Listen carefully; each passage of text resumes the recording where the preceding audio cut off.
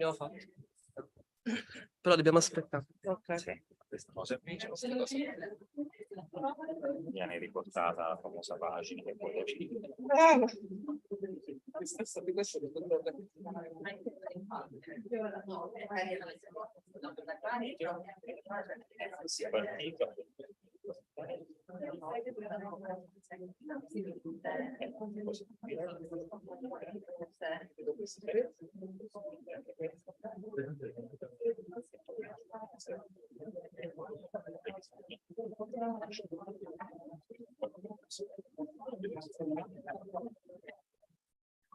Allora, buon pomeriggio, benvenute e benvenuti a questo seminario conclusivo del ciclo di seminari di lingua e traduzione inglese.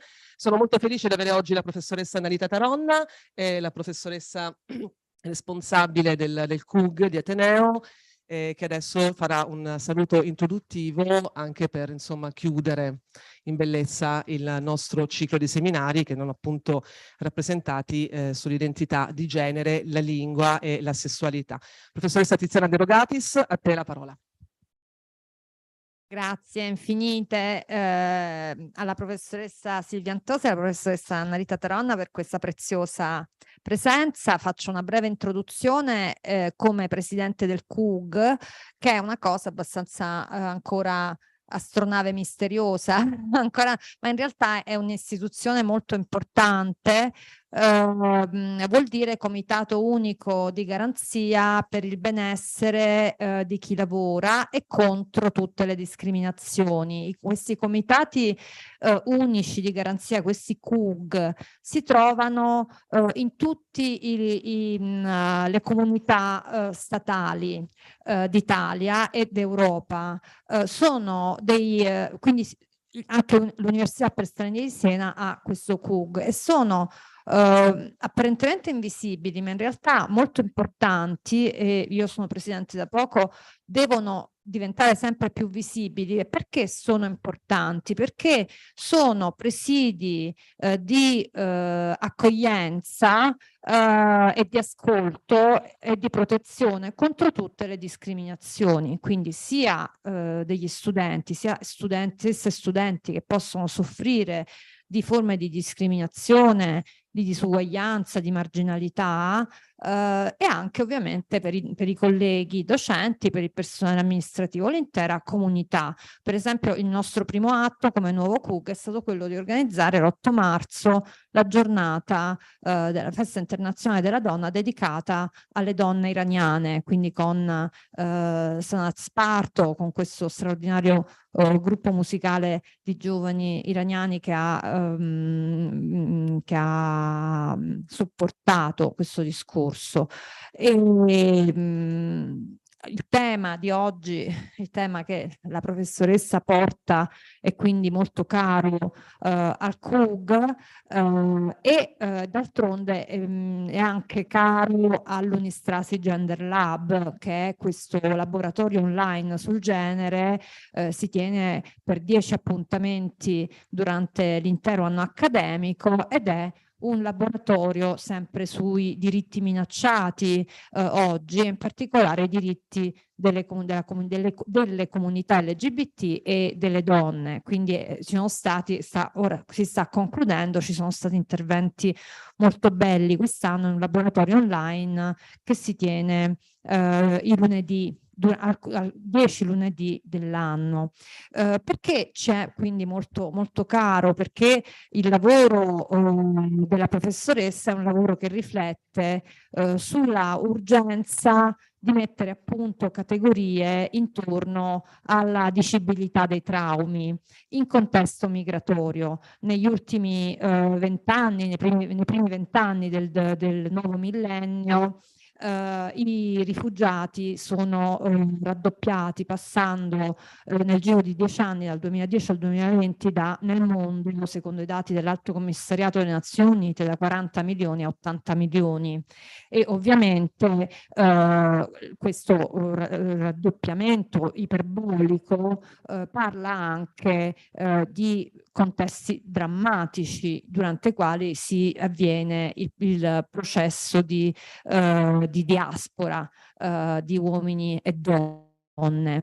Di conseguenza aumenta purtroppo anche la quantità dei traumi legati a violenze di genere durante questi processi migratori. Sappiamo purtroppo, per esempio, che in tutte le migrazioni legate all'area del Mediterraneo, le donne coinvolte, soprattutto nella migrazione riguardo il canale di Sicilia, ma anche quelle dell'area alpina, subiscono quasi regolarmente violenza.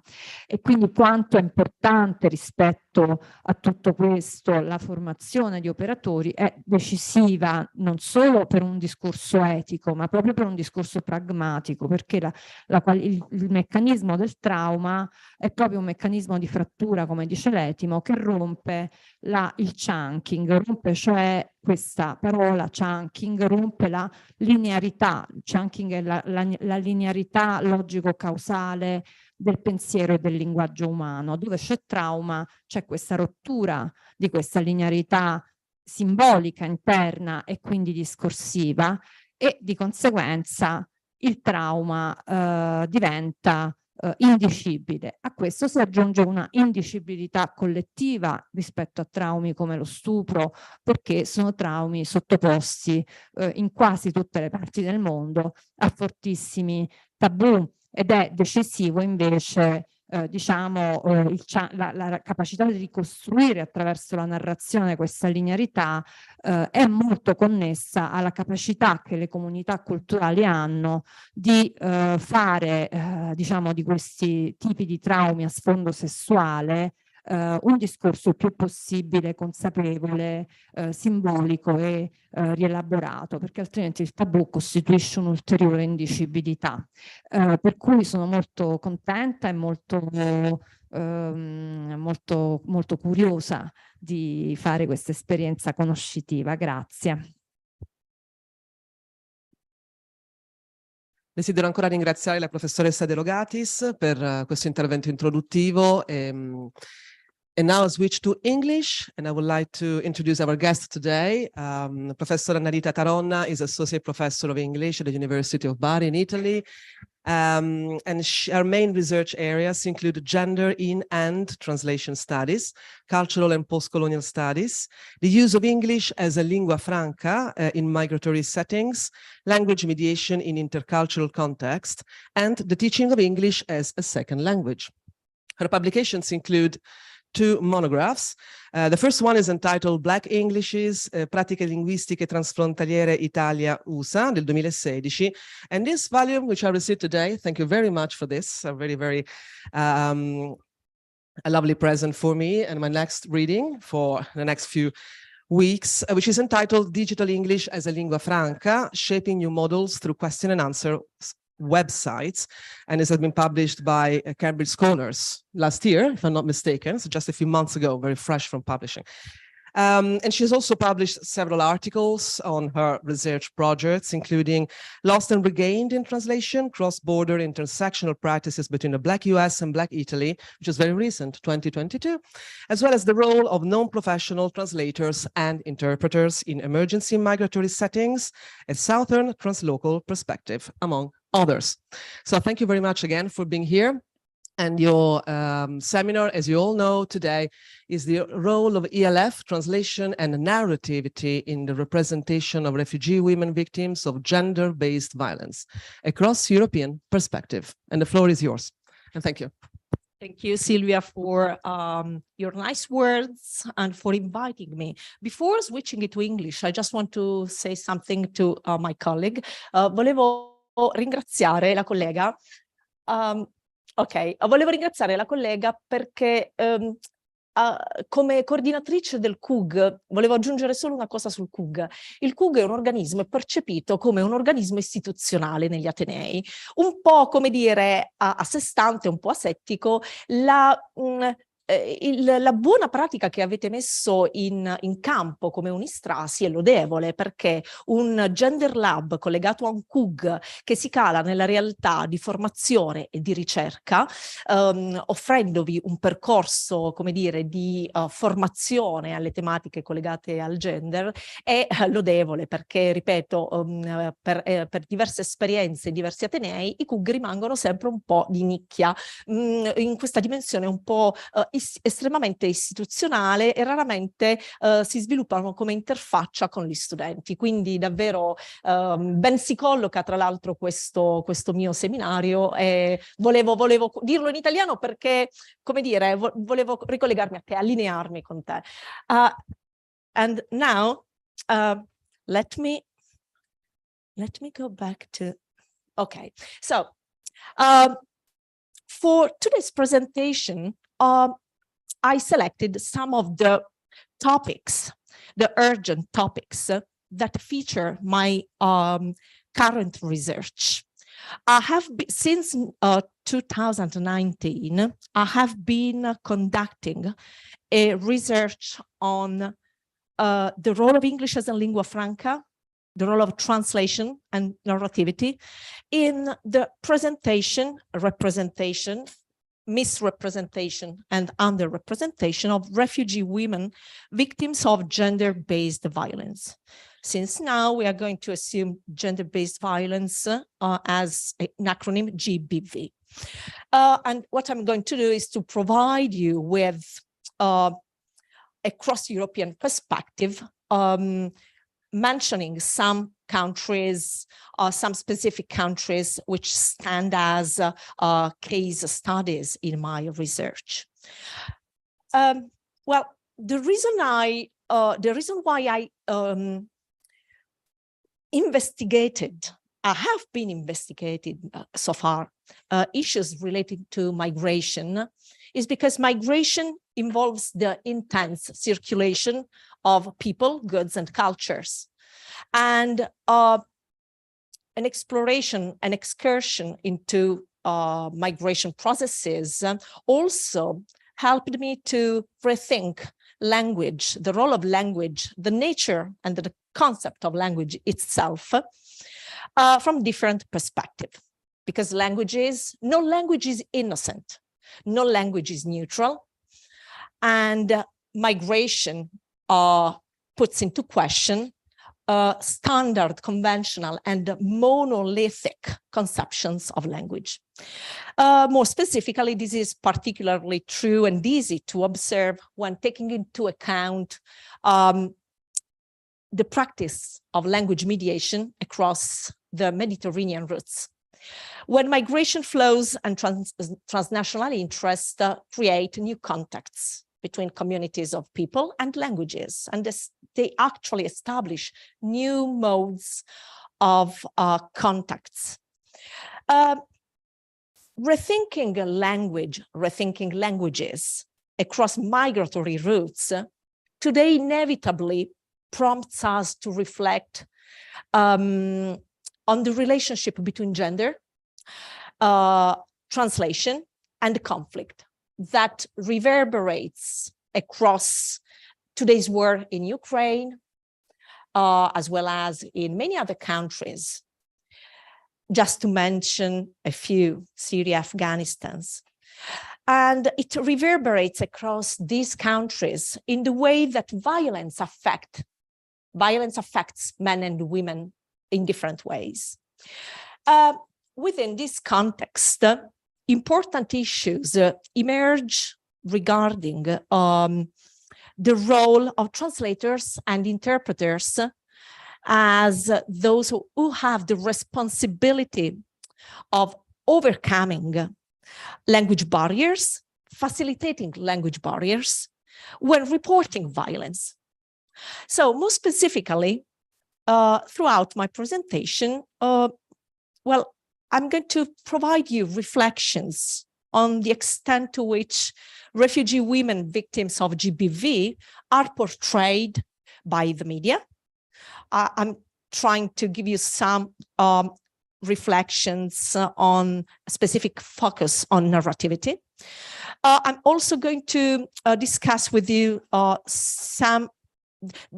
those processes and the way language mediation as a linguistic practice within this context can be practiced through the use of English as a lingua franca for refugee women, victims of GBV. And I'm also going to explore the connections between language, gender issues, translation and interpreting, and conflict that are central notions to my personal and intellectual understanding of rape and sexual violence as instruments of war. And ultimately, I'm also going to discuss translation as a form of re-narration that participates in constructing the world, our ideologies, our ethics. And I'm also going to share with you my reflections on the role of translators and interpreters as engaged narrators, reporting, mediating, and negotiating the gendering of violence. Well, for the purposes of this presentation, I identified several sections. I tried to systematize my theoretical reflections and the findings from my research into different sections. The first one relates to the extent to which we can media represent, underrepresent, and misrepresent refugee women victims of GBV through a cross-European perspective. Well, I just want to start from defining what we mean by gender-based violence. GBV is examined in my research as a process, a phenomenon that can occur in the context of conflict, through the migration route, during the migration journey, and in host EU member states, like, for example, in reception or detention centers, or those places also known as hotspots. So GBV is identified as both a reason why refugees and migrants are leaving countries of origin and first asylum, and the reality for women and girls along the refugee and migration route. I'm relying on several outstanding and significant European reports. More specifically, let's start from mentioning the findings from the Mixed Migration Platform that suggests that the under and misrepresentation of refugee women victims of GBV is directly connected to a number of specific factors that contribute to women not being in a position to report abuse. Among these factors, we can mention a lack of information on how to report such incidents, a lack of effective procedures to identify cases, and insufficient training of staff in charge of recognizing gender-based violence. Among other causes of the low reporting rates, it is worth mentioning the fear of what impact this could have on the asylum claim of the victim, the lack of information for the victim on her rights, and a second report, I'm sorry, a second European report draws on is the Frontex report, along with the British report, the media coverage of the refugee crisis across European perspectives.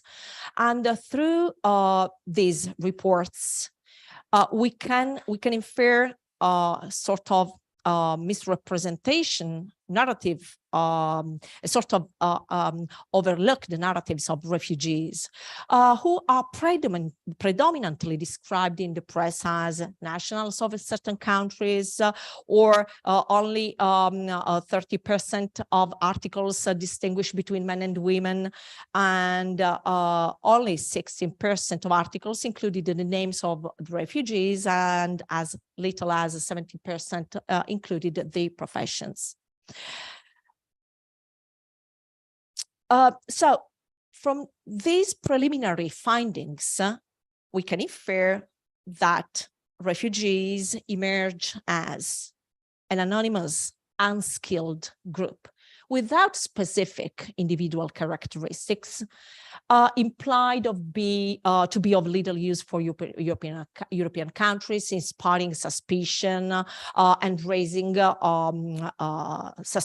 suspicion and inspiring little empathy, because they are usually portrayed as dehumanized and de-individualized subjects.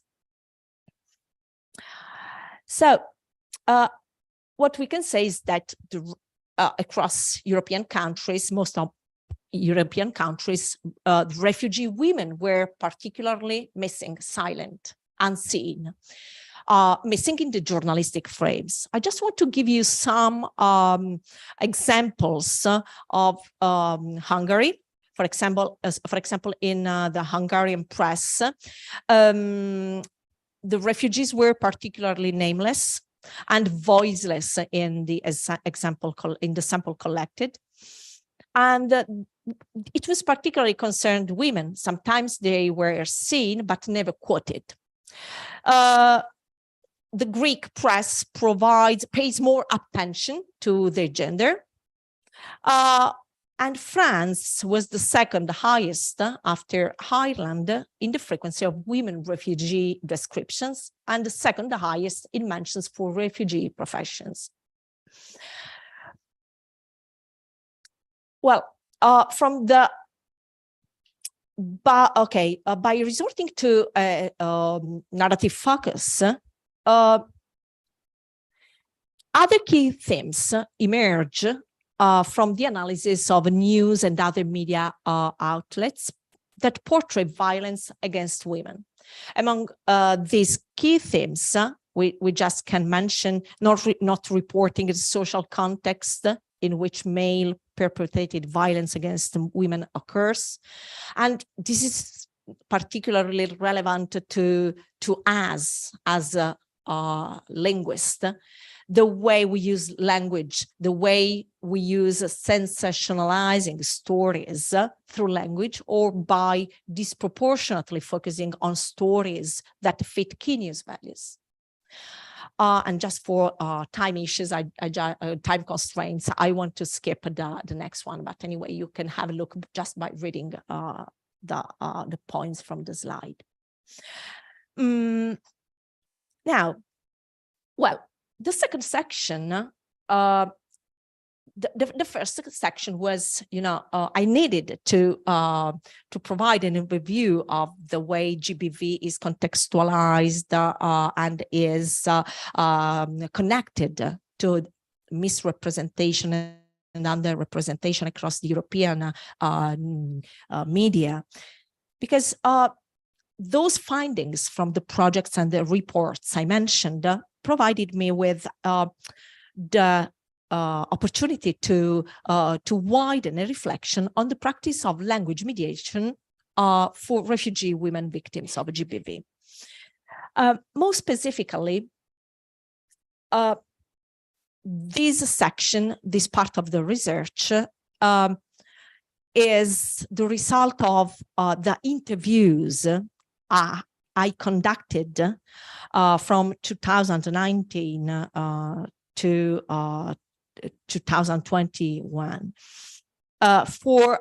with several language mediators and translators and interpreters working for NGOs in southern Italy. So what we are going to realize is the way they helped us to conceptualize the role of language, the nature of language, the kind of language through the use of English as a lingua franca in their daily language mediation practice. So, significantly, the mediators I interviewed worked in shaping interactions between migrants and institutions, and have occasionally pointed out the physical and moral uneasiness and discomfort that often accompanies their role. One of the factors, one of the most significant aspects or finding that emerged from the interviews was the need for training professionally language mediators, interpreters, and translators working with refugee women victims of GBV, because they declared, they admitted that they were unprepared. They were untrained. So let's, and you know that for victims, okay, in order to overcome language barriers, okay, to report their own abuse, the presence of a female interpreter was a measure, okay, was something that could help. Okay, so one of the things that from the theoretical point of view, I assumed throughout the analysis of the testimonies, the excerpts from the interviews I'm going to show in a couple of seconds, the kind of reflection I could elaborate on the practice of language mediation, as well as translating and interpreting in GBV context, is the way language mediation can be conceived in line with one of the most fascinating translation theoretical point, a theory elaborated by Douglas, the famous translation theorist Douglas Robinson, who conceptualized this useful and fascinating concept known as the somatics of translation. The somatics of translation implies, refers to the physical contact between the translator, the interpreter, and the mediator with the other. And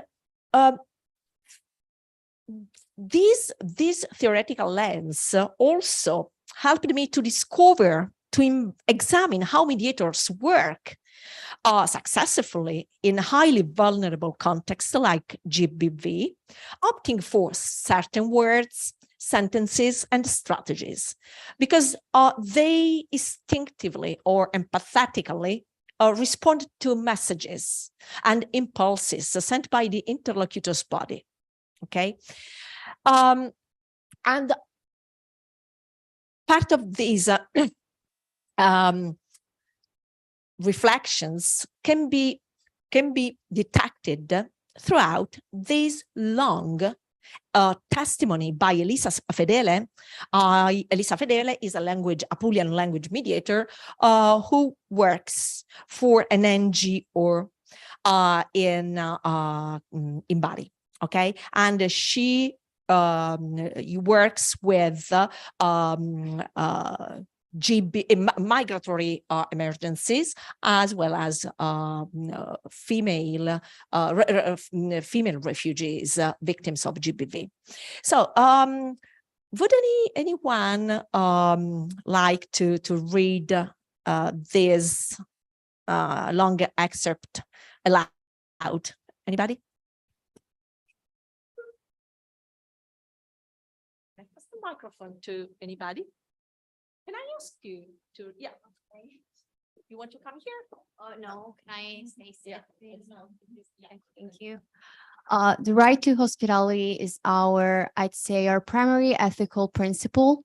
The right to hospitality that then includes all the basic human rights, because anyway, you are dealing with people, you are not dealing with documents, paperwork, or recordings.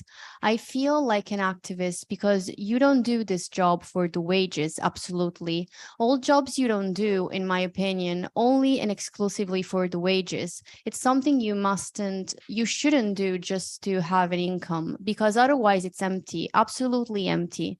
You miss on all the human side, although it is the most important. Thus, the aim is indeed to communicate with these people, understand one another, feel with each other, and it is indeed different from interpreting. Let's say somehow interpreting is cold, with an end in itself. Well, mediating is very contextualized, bound to the reality of what you are doing. That why you can't leave when if your shift finishes at 1 and there's someone who is ill or someone that needs a pair of shoes, you can't just leave at 1 dead on. You must stay even until 2, until 4, if it's needed. You can't leave everything and say, my shift is finished until 2, see you tomorrow at 9, for example. But if there is someone to be brought to the hospital at 7:30, or if an accident happens at 2 in the morning, you can run. We have to be available 24/7. I always return to the comparison with children, like looking after children. If they have problems in doing some things in a place they don't know, to a child, you can't say, I have no time now, I can't be bothered now, you'll eat tomorrow, I'll give you the baby bottle tomorrow. If it's needed today, you do it today, no matter what time is it. It is. Can I ask you, what impression do you get from this reading?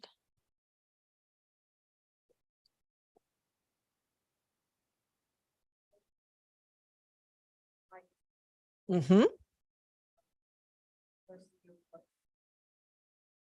Yeah.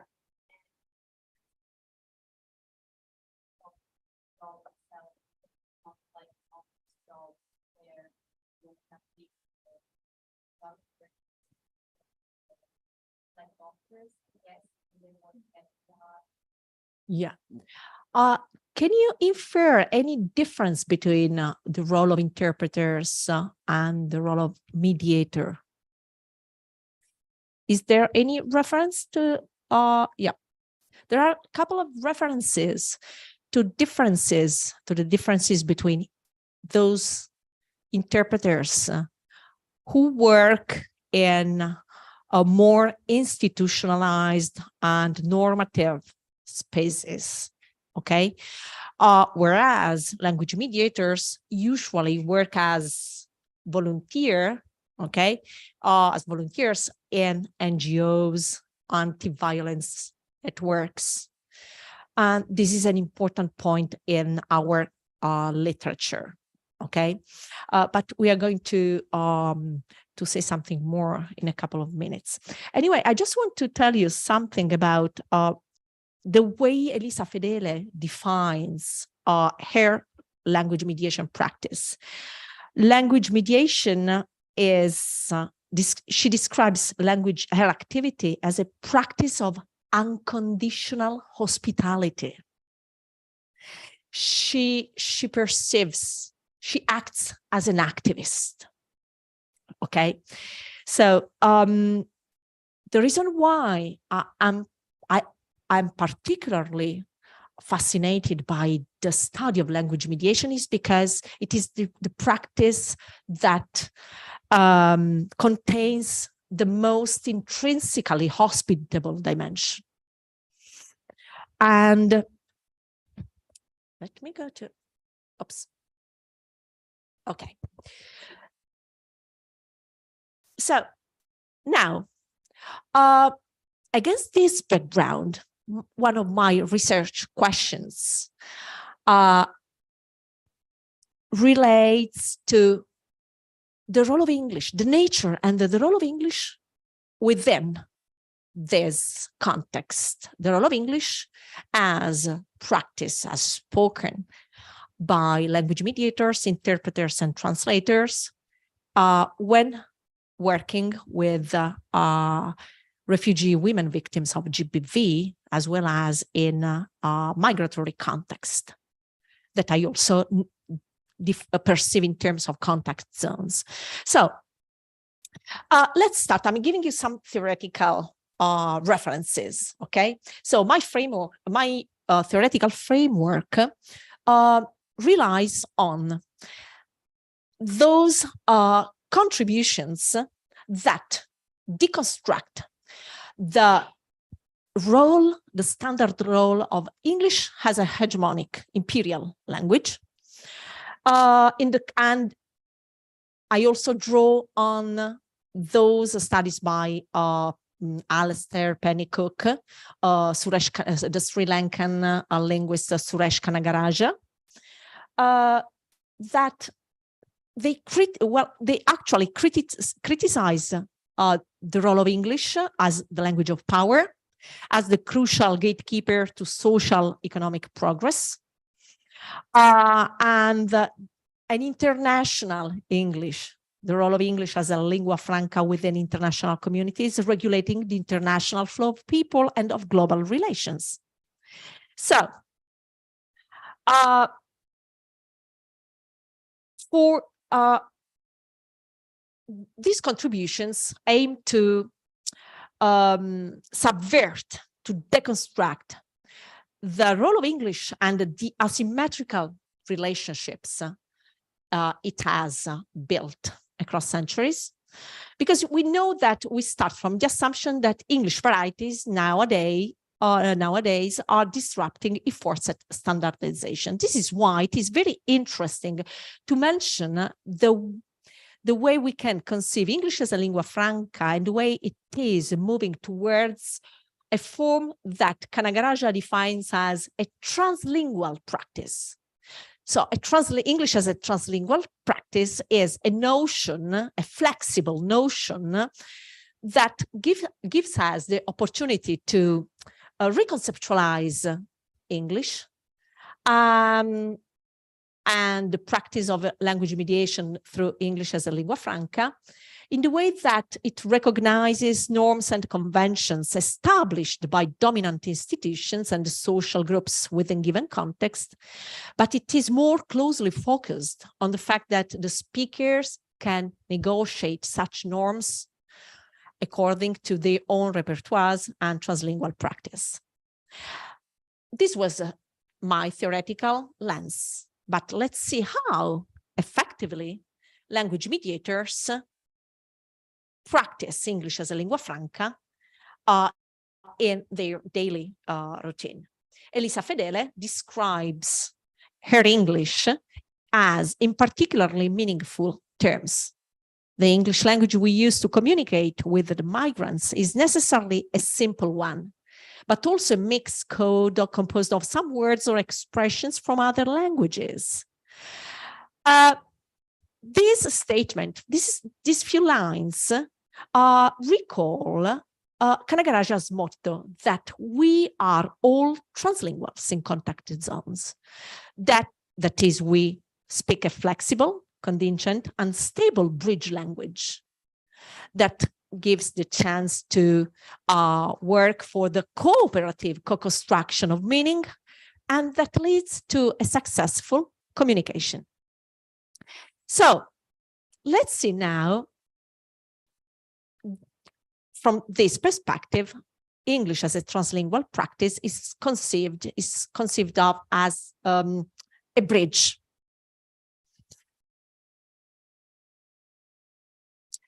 Anyway, the use of English as a lingua franca and as a translingual practice in mediation, especially within a GBV context, can also entail asymmetric and conflictual interactions. When, for example, mediators clearly state that they perceive English as a barrier in the construction of a relationship and an immediate interaction with the migrant. In such cases, the knowledge and use of the migrant's native language is better at creating a bridge for communication. Can I ask you to read this excerpt, please? Yeah. Yeah. Or your friend, anybody else? Yeah, sure. There are positive aspects in being their fellow countrymen, or at least to speak their same language. They have come crossing the Mediterranean in such a difficult and dangerous situation. And then when they see me or another mediator waiting for them at the port and they realize I speak Arabic, they are relieved and say things like, finally someone speaks our language. A good part of them come from poverty and they haven't studied and they can't speak English. They are in real trouble. Once one of them said to me, "You're like a ton of gold because you make them feel as if they're home, even if just for a second, even if they're not." Language is not everything. It is fundamental to know and respect their culture. Otherwise, you won't be able to avoid clashes. You have any comment? Any impression, any reaction to this testimony? This is Wasim Al-Khalut, a Palestinian mediator. Is that clear? I mean, yeah.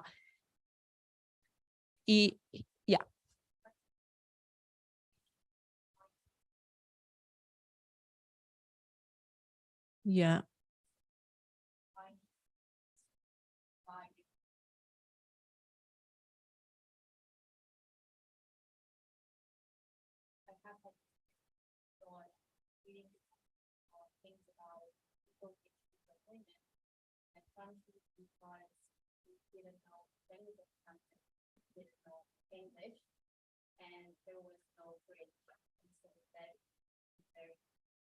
Yeah, definitely.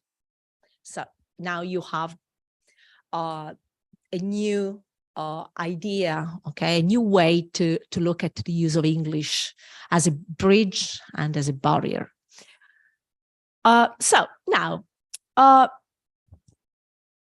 let's work now on the role and the meaning of such a dialogic co-construction of English as a lingua franca discourse in language mediation that basically starts from the adoption of linguistic and extra-linguistic strategies that mediators usually resort to during migration emergency and in cases of GBV, also to humanize the trauma of the victims. Well, let's go back. Let's look at a new excerpt by Elisa Fedele. And I just want to draw your attention on the words in bold, because when she says we definitely simplify our language as much as we can, and sometimes we ask for help from those people who can speak a more standard French or English, and thus can act as interpreters for those guests who almost know the lingua franca. So from these lines, simplification is one of the most frequent accommodation strategies used by language mediators to negotiate, to co-construct a more dialogic meaning during the interactions with migrants. And, oh, go back. So, other accommodation strategies also refer to simplification of grammar, using simple lexical repetition, promoting clarity and unambiguous messages, reassuring voice, tone, and pronunciation, slower elocution and lengthening of both utterances and pauses, and also resorting to some extra linguistic strategies like, using body language like smiling eyes, body positioning, reassuring gestures. these accommodation strategies, from the pragmatic point of view, these accommodation strategies recall what famous pragmatist Firth defined in terms of let it pass or make it normal strategy. Okay, which is a kind of ignoring mistakes to make to humanize the interaction. Okay, and now just a very last theoretical reference that I usually subscribe to when analyzing the nature and the role of English in language mediation for GBV victims. And this is a model defined in terms of the ecology of languages by the Japanese sociologist Yuko Tsuda, that elaborated a model requiring an education towards multilingualism, along with English as a lingua franca without necessarily neutralizing the presence of other languages and cultures. Okay, now, one of the things that already emerged from the reading of the testimonies is the fact that the interpreters and translators usually work within more normative spaces. Okay.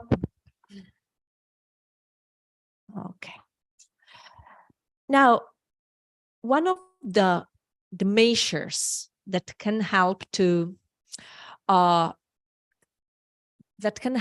victims of GBV to overcome language barriers and help them to report abuse is the presence of female interpreters. In GBV cases, female interpreters should be made available to refugee women, and they could help them to build a more supportive and trustworthy relationship.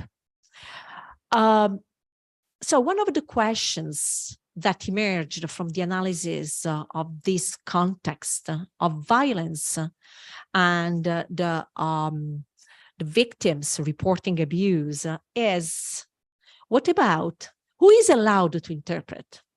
How can the counselor ensure that the interpreter is interpreting correctly?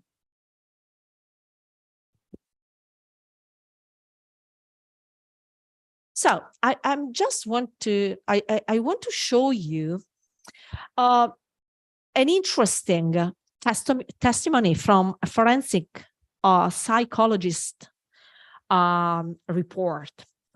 The mention here is to one of the first European projects, the SOS-VIX project. SOS is the acronym which stands for Speak Out for Support.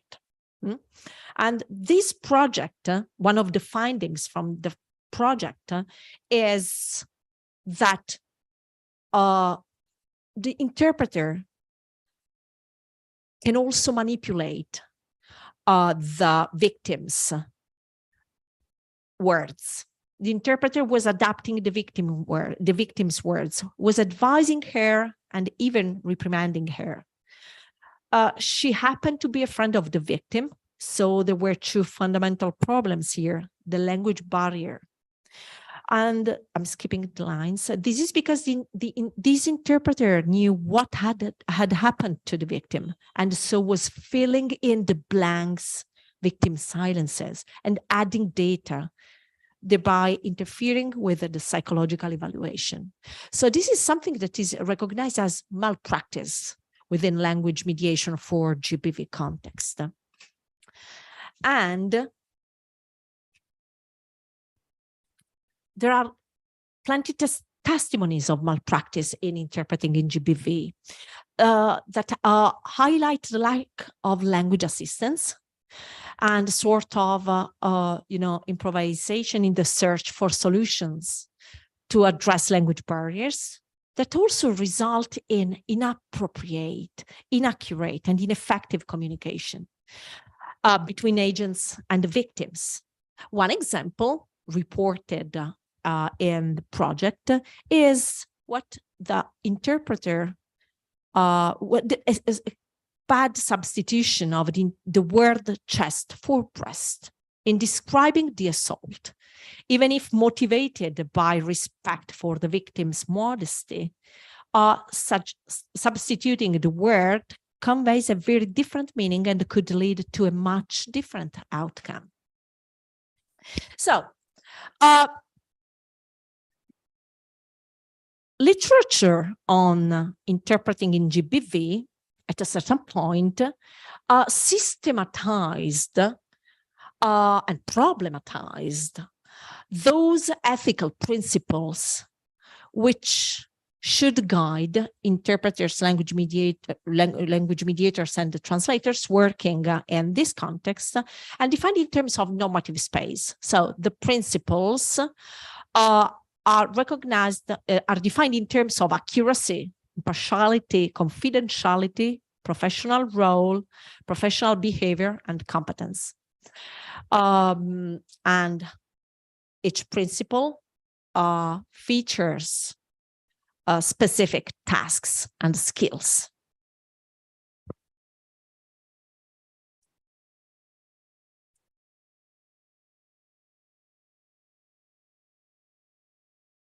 Now,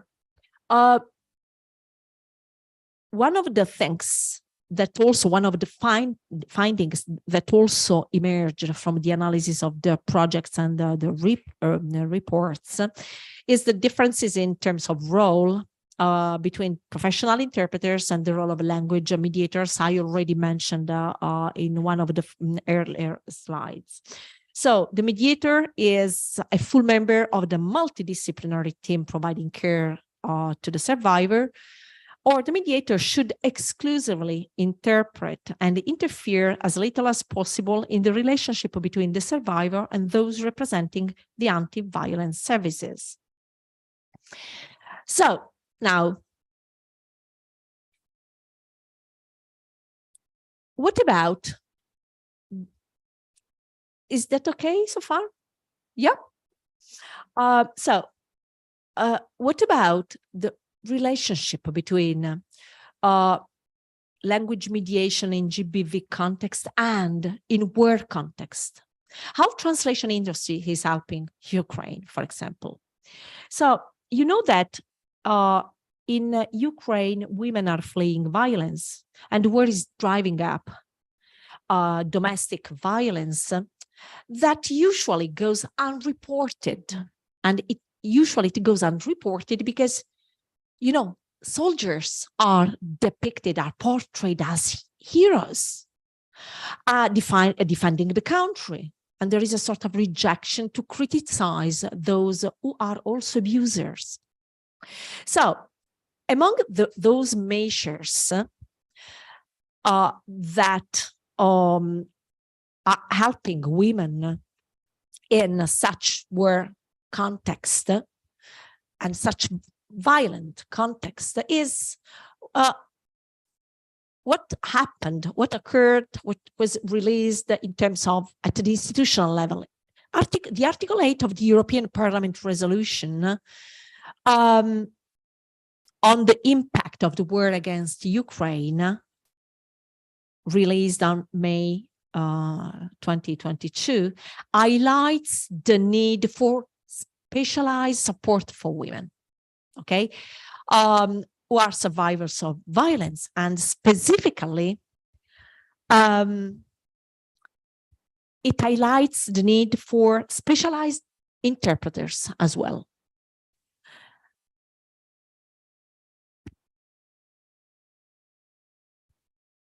I don't know if you heard about something that happened last February. At the end of February 2022, Zelensky held a press conference to speak to the Ukrainian people, okay, after several cities in the countries were attacked by Russian forces. Zelensky's speech was translated simultaneously to several languages by several interpreters. And the translator from Ukrainian into German drew notice among her peers, because while translating, she was unable to hold back tears. She was moved by Zelensky's words.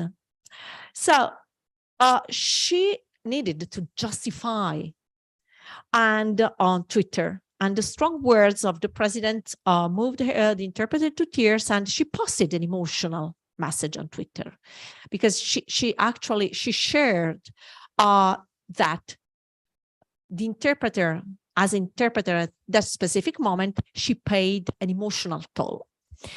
I'm a conference interpreter. I interpret 10-hour peace talks, but today, live on German TV, I couldn't finish interpreting Zelensky. During his last words, I broke into tears. I love you all, my fellow Ukrainians. So it was interesting because she, how can I say, digital communities online supported her, and with very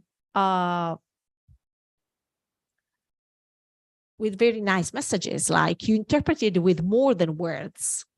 Many cried with you this morning. And, you know, this was just to show you the human side of being an interpreter working within conflict zones. Now, the last section, this is the very last section of the presentation, is, well, a review of those best practices, regulations, guidelines, and also some research designs and methods that can give you as a linguist, as students in language, well, this section can give you the possibility to understand how these issues concerning translation, interpreting, and language mediation in GBV have only been recently systematized, okay? Thanks to several European projects I'm going to mention. So first, from 2012 to 14, the SOS project, the first European project, okay? This was the first European project on interpreting in GBV context, okay? So the main objective of the project was to learn, to identify the distinctive characteristics of GBV, interpreting in GBV context, in order to create, so the project had a very specific goal, to create resources to improve communication between foreign victims and the agents who assist them. So the project was structured through a survey, several focus groups with agents, interpreters, language service providers, and victims. A survey addressed to agents, one to interpreters, semi-structured interviews with victims and agents, and a handbook was published, a handbook with the specific, on the specific topic of interpreting in GBV. And also a good practices guide was provided to agents, okay? And a video for, a multilingual video for victims, along with a multilingual brochure and the poster was published. Well, from the, just to be a little bit more concrete, the project also published, or better, the handbook published a set of regulations, okay? So you have here a specific list of skills and tasks related to interpreting in GBV context. Master a sufficient number of general and specialized term, that refer specifically to GBV. Be able to remember communicative pragmatic patterns such as greetings, farewells, questions, and other ways to obtain information. Okay, be aware of the nature and characteristics of discourse, and have a good command of discursive strategies. Be able to recognize and transfer the locutionary force of the original message. So these were the first recommendations, guidelines published in the project. The second experience, the second big project was published in 2019, and I'm very proud because I joined this big adventure. The handbook. This was a handbook on counseling asylum-seeking and refugee women victims of GBV through the several mutual learning workshops. So I was invited to join the project in Bari and to train some language mediators, interpreters, and translators working in the field through a specific method. Okay, a specific training method that was called a co-creating a counseling method involving both end users, meaning refugee women, GBV victims, and the service provider. So general recommendations were set for overcoming language barriers. And it is interesting because general recommendations, along with some specific recommendations I'm going to show in the next slide, were supported by some testimonies by language mediators and interpreters working for the NGOs who joined the project. It was an international network. So to provide legal information needs to be given in a very simple and concrete manner. Plan a concise presentation with the purpose of clarifying the step-by-step process for legal protection, and be prepared to explain again and again in even more simple terms. I just want to show to mention what Erminia Rizzi, who works as a protection officer for ASGI, Italian Association for Legal Studies on Immigration, based in Bari, because she says that the victim's story is the only evidence. Her reluctance to report the story is also due to language barriers, since she does not speak the host country's language.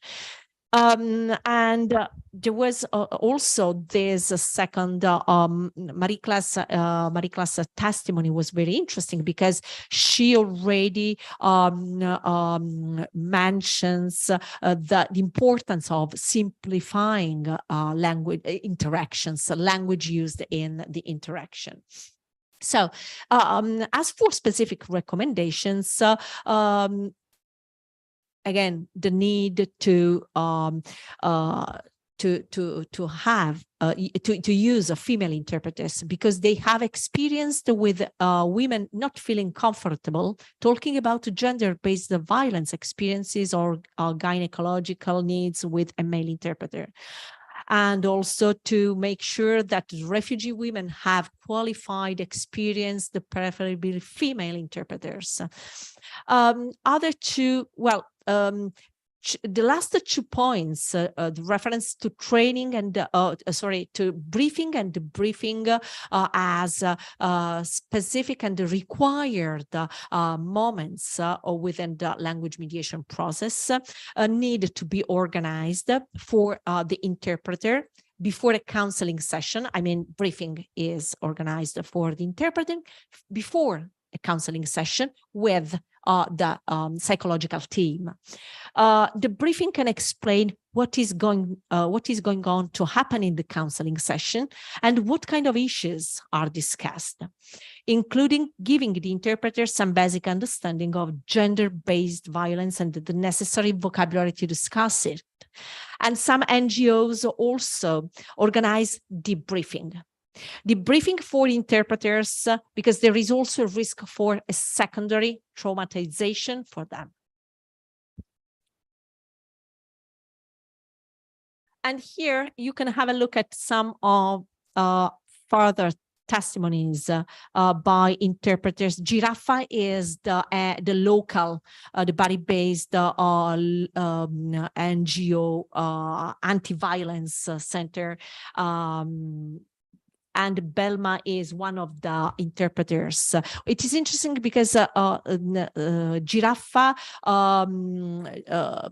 there are both interpreters, professional and more institutionalized interpreters and language mediators working with, for Giraffa. Okay. A successful, I just want to quote from Belma and Angela Di Liso, Giraffa's interpreters, a successful gender-sensitive language mediation needs professional interpreters who could ideally stay throughout the case. Briefing and debriefing for the interpreters should be provided before any counseling session with the refugee women. And the last, the most recent handbook, you see there was a proliferation of handbooks with the attempt to systematize such issues for the practice of interpreting in a GBV context. Okay, so the last one was a joint effort between the Women's Refugee Commission and the UNICEF the UNICEF Commission. The result was a training curriculum on the role of linguistic and cultural mediators. So you see throughout the presentation, and this is one of the most debated issues within the Italian context, such terms like, such definitions, professions like interpreters, language mediators, and translators, sometimes they are actually used interchangeably. Okay, they are interchangeable. So this curriculum is specific for training interpreters. The training aims to raise awareness. You see, we have a further acronym, LCMS, Language and Cultural Mediators. Okay, explain the principles for the provision of a survivor, and promote self-reflection, clarify the role and responsibility of LCMs, explain how they should handle disclosures of violence, and share self-care practices. And this is the last case I want to show you. Surprisingly, last year, an English language booklet illustrating basic information and protection measures for victims of sexual abuse in Italy was published and developed by the British Embassy in Italy and the Central Anti-Crime Service of Polizia Postale. This was a surprise to me because this was, sort of agreement between the British Embassy and Italy. But the brochure was aimed not only at British citizens, but also at anyone who, not being fluent in Italian, can understand English and hasn't been a victim of sexual violence in Italy. Even though this is not specifically for refugee women of GBV. In a way, from the informational viewpoint, it was an additional tool for asking for assistance in GBV context in general. So these were just some of the regulations, the guidelines for requesting to speak to a female officer or to ask for English-speaking medical facilities. Because some hospital staff may speak English, but the majority will speak only Italian. So what the victims can actually do when they need help. They can also consult a list of English-speaking Italian solicitors specializing in rape, sexual assault, or domestic violence. And this is the very last part. I'm going to conclude. I'm sorry for bothering you. Anyway, this was the set of my research questions. I addressed to the language mediators, interpreters, and translators I interviewed, and some of the answers, the replies, have been discussed in the slides in the first sections of the presentation. But this was just to give you an idea of how you can start, okay, a research for your final dissertation, for any kind of research on the topic, because research questions, conducting interviews can help you explore, okay, such urgent and burning issues, okay? And you can have, okay, just a quick look at the list, but they shift from more personal experiences, okay, to more professional issues related to their profession. And you see this last slide is a sort of recap of the issues I mentioned. My attempt was just to give you an idea, okay, of how the issues of media, language, media representation, misrepresentation, and underrepresentations are related to issues of language translation and interpreting in a GBV context. And if you have any questions or you want to have a look at my references, you just need to scan the QR code. Thank you.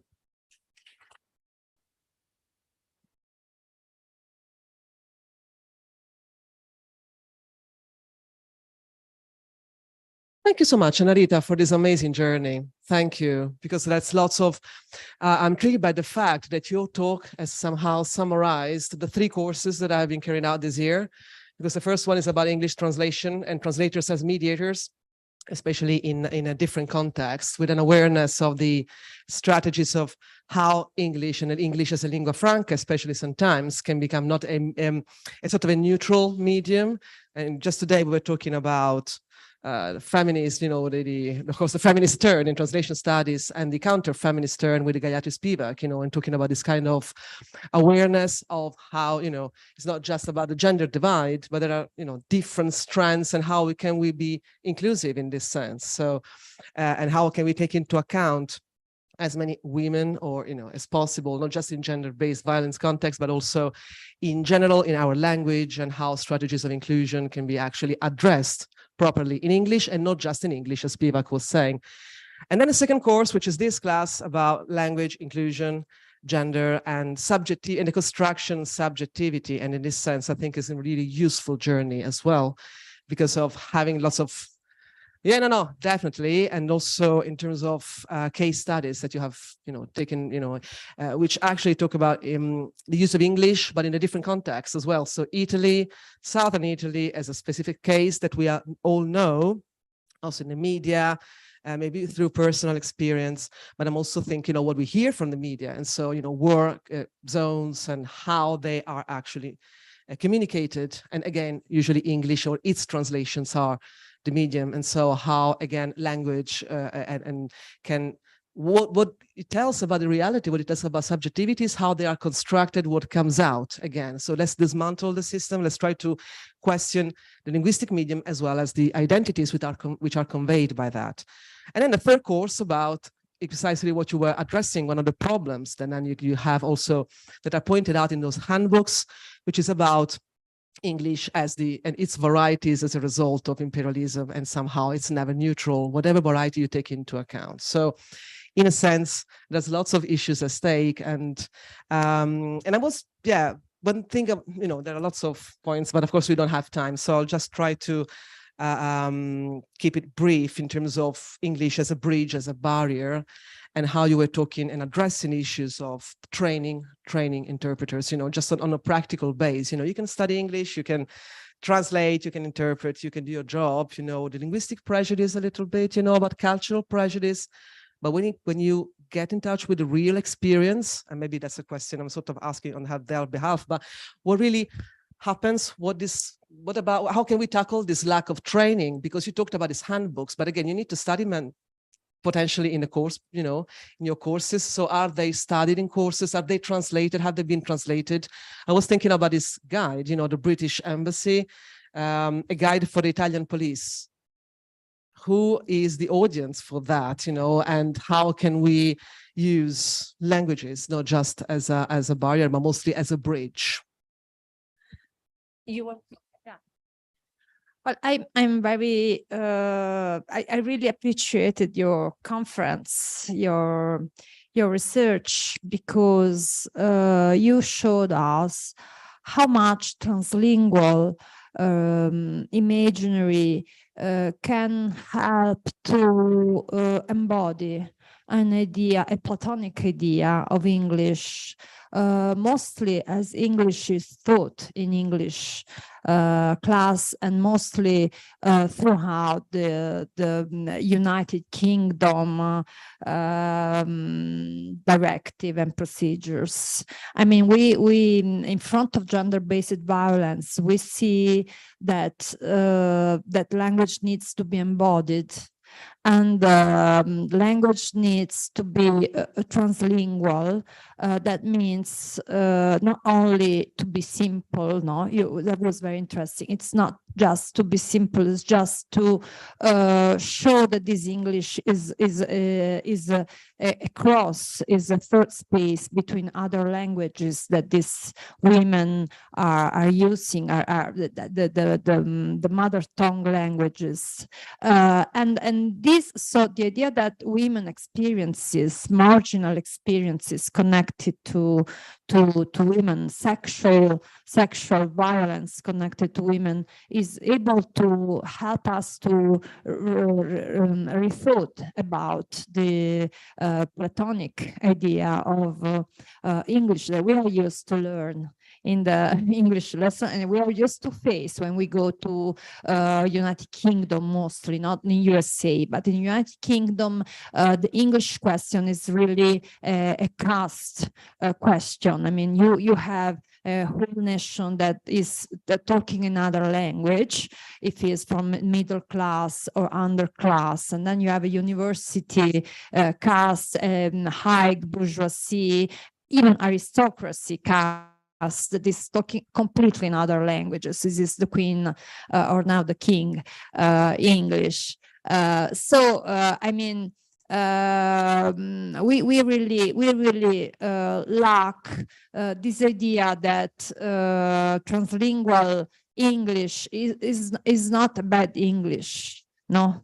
But is not a weak English, is not less performative English, but it's much more powerful in our time. But we should need, and this is the question, how can we? I mean, I understand the importance of having a clean English in English course, English lesson, and an English paradigm. But at the same time, I think we split, could we open a space in the English course about the idea of translingual English, just to give the idea to the students that translingual English is not less, but is much more in the practical situation. And even we need this much more in Italy, because we are a not conscious translingual nation, in which translingual dimension connected to our dialects are always connotated in a bad way still yet in this moment, but we must change in this. So this.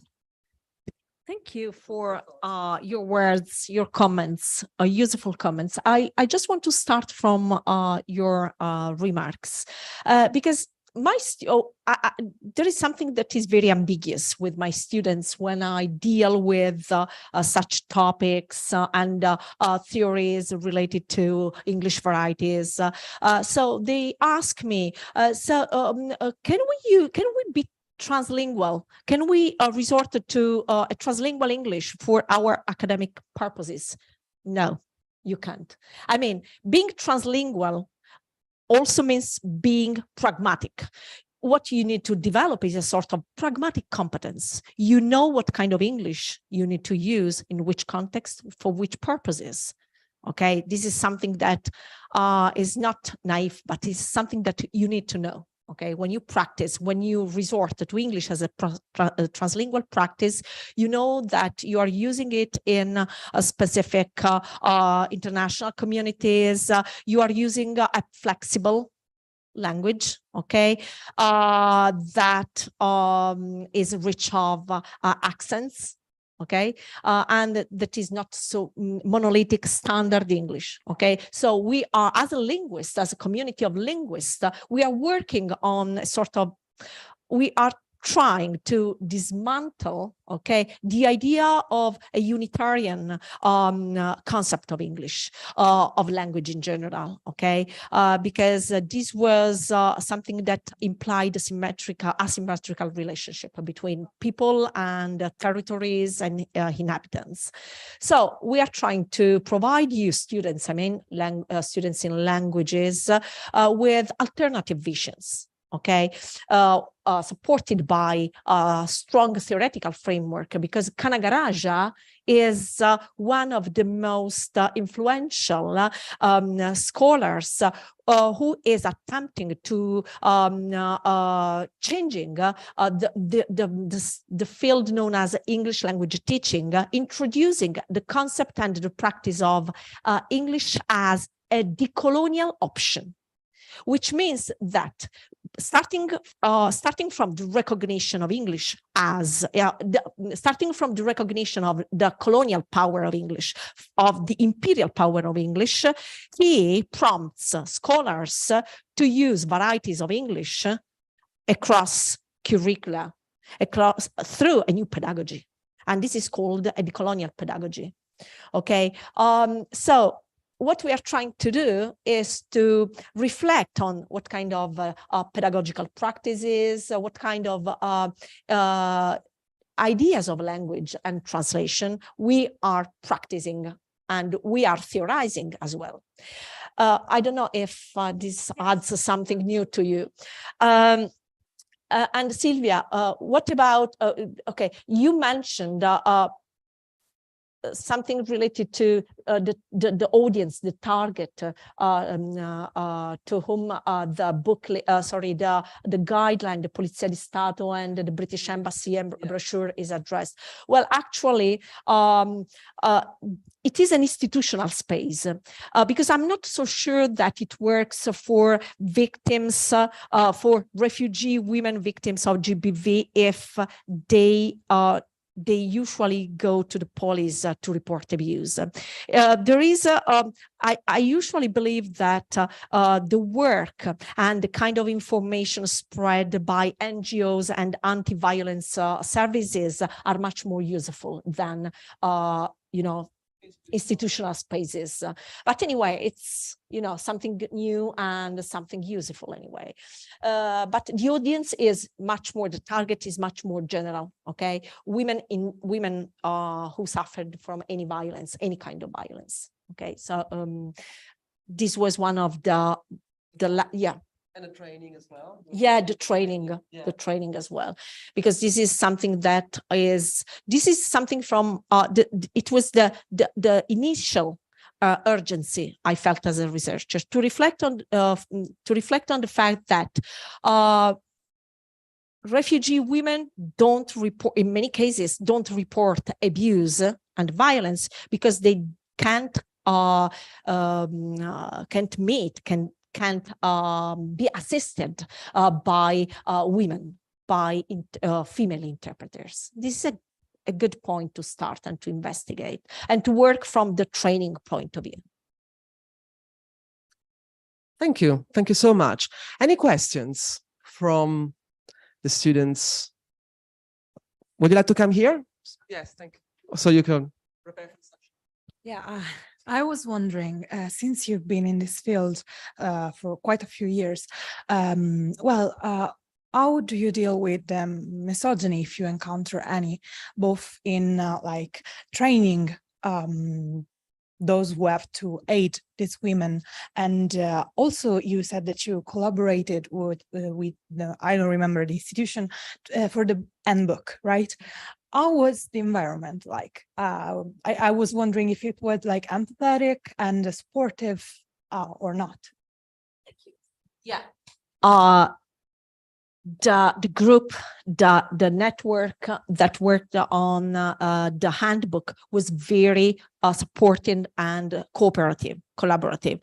And the kind of method that they adopted, co-creation, co-counseling, was very interesting and useful. It was a very good practice. It was, and it is, it has been recognized as a best practice within the field. The group was supportive, and there was, you know, a good relationship between the women working in the network. Most of them were women, just a couple of men were present. Okay, this was something that, of course, I don't know, perhaps helped the atmosphere and the collaboration. I don't know. I didn't reflect on it anyway. The other question was?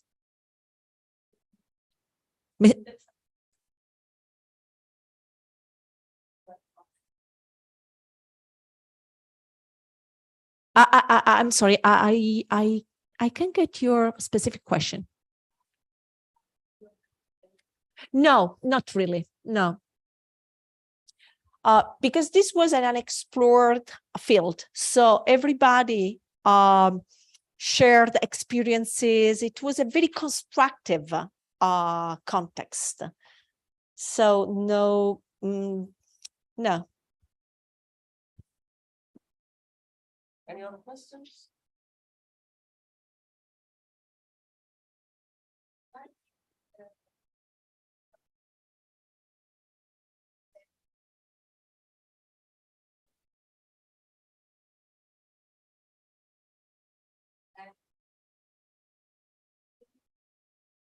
I don't really know, because this was part of a review, okay, I conducted on the guidelines, regulations published on the topic.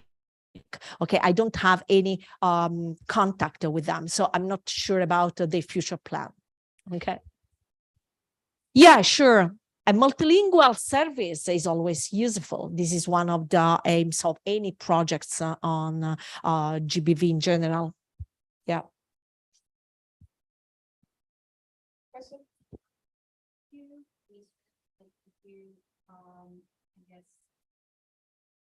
Analyze also to different kinds of languages, that was like from which languages, which languages were the first languages of the refugees and the women that needed help. In this sense, is there like data on that, like from what kind of background?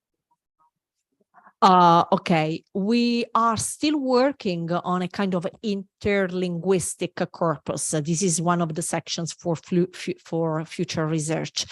We collected several interviews, and most of the backgrounds, the linguistic repertoires are related to Syrian, Egyptian, and Somali women. Okay, so most of the linguistic background is Arabic. Okay,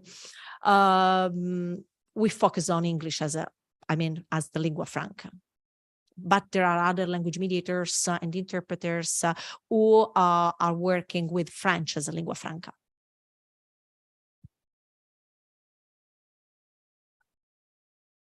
From the back.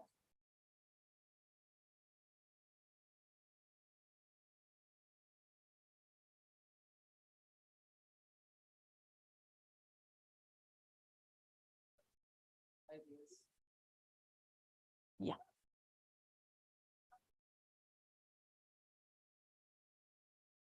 A comment?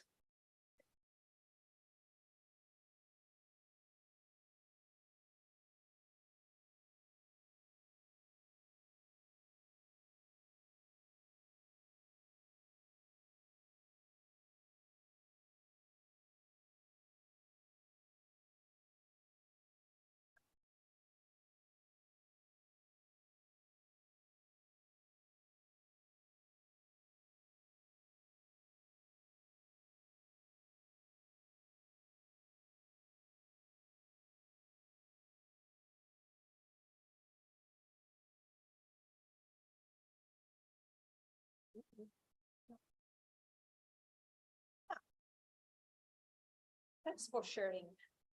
Yeah, I mean, the topics can be expanded to any further investigation, any further fields and languages.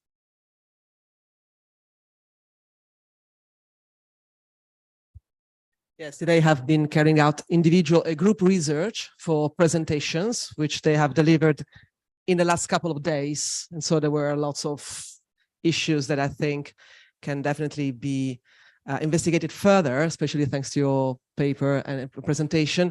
And most of them are going to turn their presentation into an essay. So definitely the bibliography, which comes at the end, as well as your recorded presentation, I think is going to be incredibly useful for all of them for the first year of the master course. Any other questions? Please. Yeah. Debriefing. Yeah.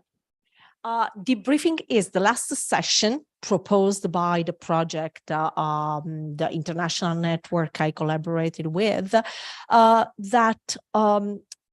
actually it is a session through which interpreters, language mediators, or translators are supposed to participate, to interact with the counselors. Counselors are mostly psychologists, okay, who usually follow the GB victims throughout a longer process, okay?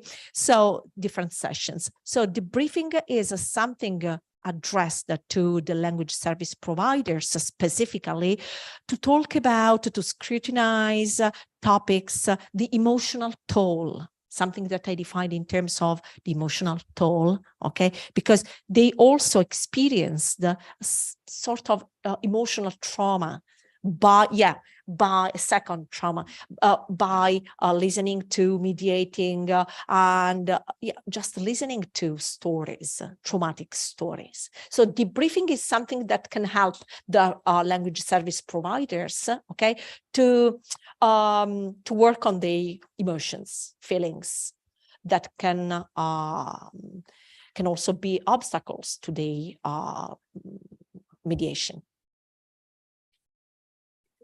It was very intriguing. This moment this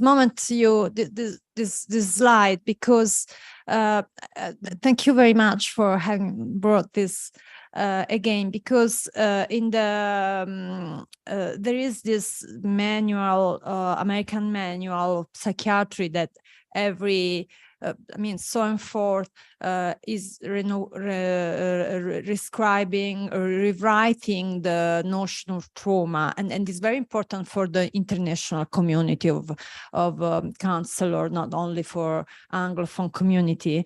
And the last definition, because it's going to change every 4 or 5 years. The last definition, because it's changeable throughout the custom changes, the imaginary, of course. The last definition was very restricted, was very discussed, was not very welcomed by the international communities of counselor, because it was very reductive. under some point of view, but at the same time was very interesting that they were underlying that trauma is also something you can suffer if you are a spectator in the form or you are hearing something about the trauma. I mean, and this is secondary trauma, and also I think was very strong for me, because I mean the mediator is called to be to make a chunking, no, a chunking connection. There is this fracturized narration in the traumatized person, and the mediator for the only fact that is mediating is creating a new chunking connection. So, and in some way, there is a translation of trauma at that moment. No, of course, if you are really working well in that moment, you are taking some part of the trauma, because you are connecting again on that point. So you must connect in empathic way, and that's why it's so important, this debriefing idea. So it's very interesting, the epistemological turn that the GBV methodologies are making on language, really, no, on the idea itself of language. Thank you so much. Welcome. Yeah, I just want to tell you that I also needed a debriefing section a couple of years ago, because when I started my research and I met at least 10 language mediators coming from an experience in Lampedusa, and they told me about their emergencies, it was a shock for me. So I also needed to debrief. Even though I was not a language mediator, I just was a researcher, listening to, sharing their story, testimony. So I was, they assessed and they retold the personal experiences with migrants in migratory emergency context situations like Lampedusa. Thank you very much. I'm sorry, but we have to conclude this meeting because of time and the connection, and I have to change room as well. So thank you so much. Please join me in thanking Annarita Taronna for her lecture. Let's thank Tiziana De Rogatis for being here today, and thank you.